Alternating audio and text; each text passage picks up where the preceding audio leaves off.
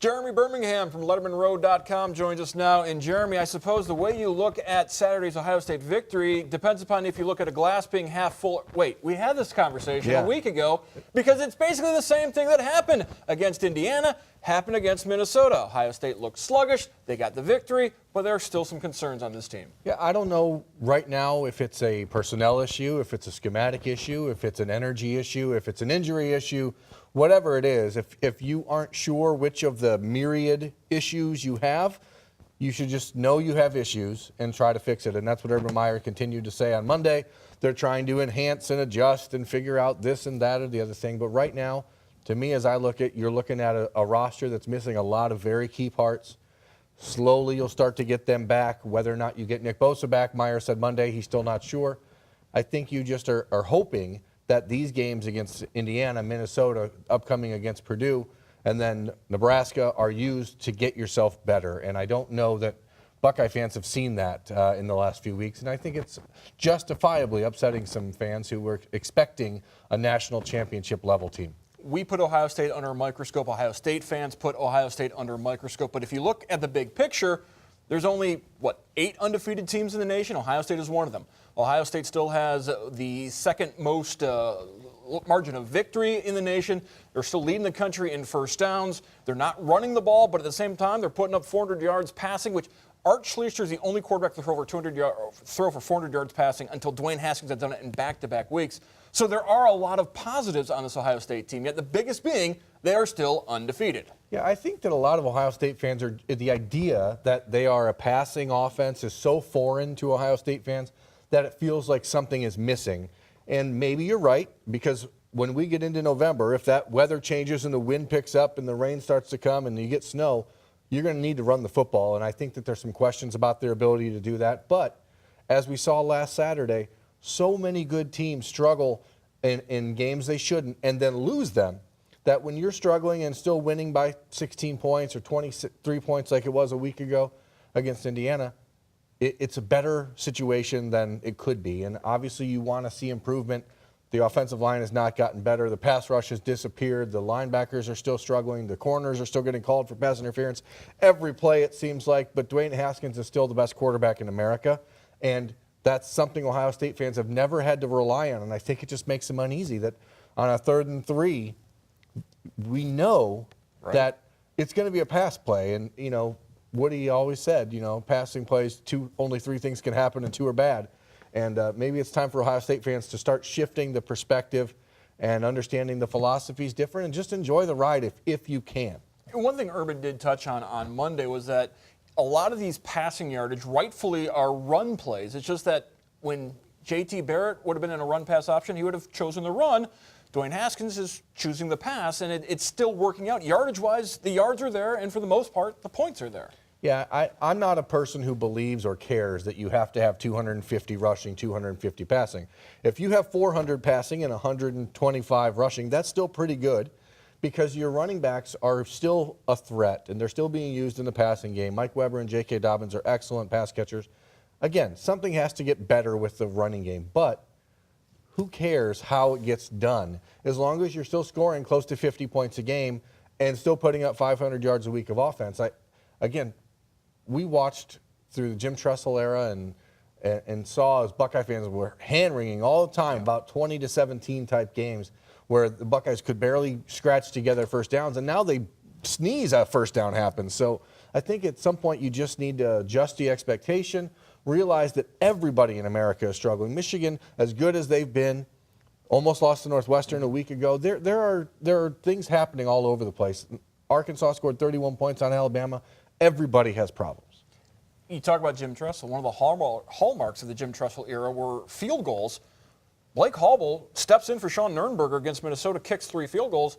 I'm not sure if there's ever been an Urban Meyer Ohio State team with 3 field goals in a game. I don't think that Urban would ever want there to be another team with 3 field goals in a game, but I think it's obviously a great step for Ohio State to see a kicker step in and deliver and not just squeak over. I mean, the 47-yarder that Blake hit against Minnesota would have been good, probably from 60 as I could see it.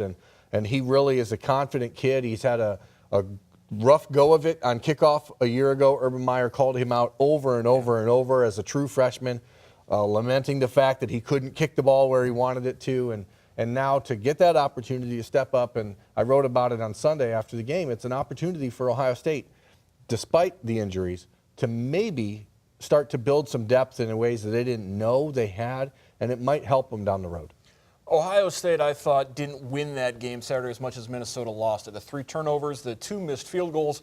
Defensively, for the second straight week, Ohio State shut out a team in the second half. Now, granted, Minnesota did miss 2 field goals in the second half, but I guess it says something about the defensive staff, the adjustments they made at halftime, that for the second straight week, the opponent came out and could not get into the end zone after halftime. Yeah, I mean, I don't know exactly where the offense went in the second half because as you're watching it, you didn't look like they were struggling, really. I mean, obviously they were struggling to run the ball, but they were still moving it up and down the field when they wanted to. And I agree. I thought Minnesota kind of gave that game away. And, you know, as we move ahead to Purdue, a lot of people are looking at the Purdue game as last year's Iowa game. And I think that might have been last weekend.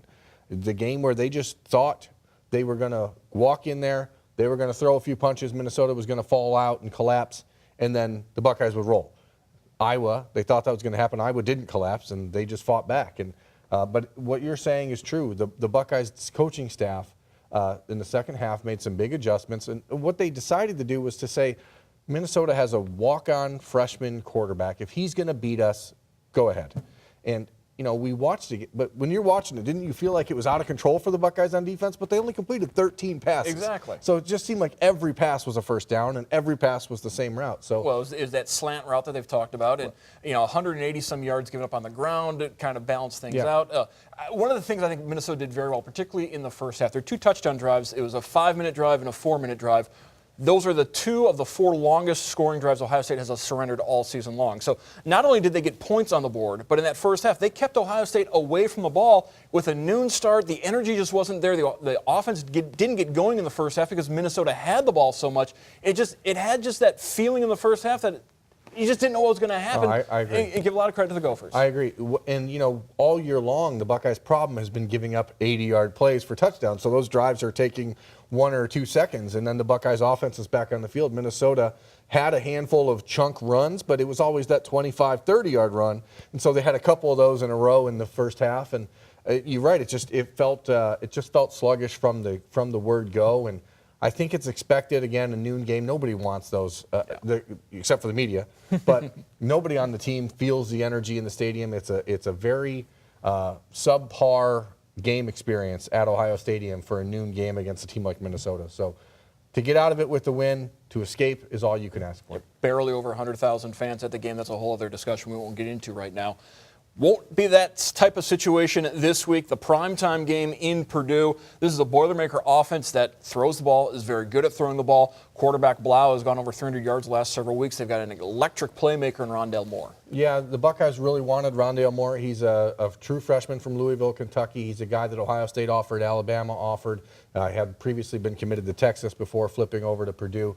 Very explosive playmaker, catches the ball very well in the slot, can handle it out of the backfield, is a punt and kick returner, so they use him a lot of different ways. Purdue at this point obviously doesn't have the talent that Ohio State does, but they know that they have a player like Rondale Moore, and they find a million different ways to get him the football, and David Blau is a really good quarterback.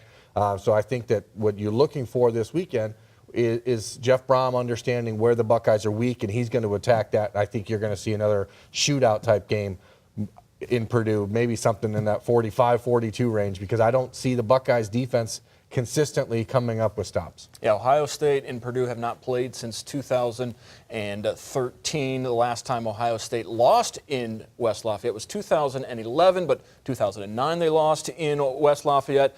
Early 2000s they lost a couple of times with Orton and Breeze at the quarterback. So Purdue hasn't always been the best place for Ohio State to go. No, it's a weird place. It's a strange environment. It never feels like the sun shines there. It's one of those places where it's hard to get up and get the energy.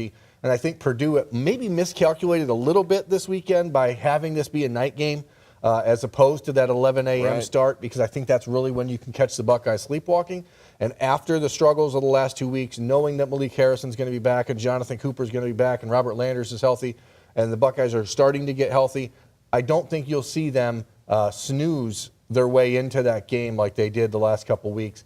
But on the same side, you're not going to see Purdue produce the same sort of environment that Penn State does, where it makes it incredibly difficult to play. There's going to be a lot of Buckeye fans in that stadium, I assume, as there usually are. So it's an opportunity for Purdue to put themselves on the map nationally, and I think you will see them try to put on a great show.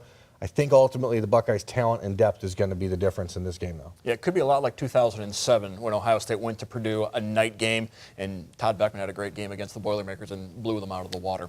Jeremy Birmingham from LettermanRow.com once again joining us on UA Local 50 College Football Weekly.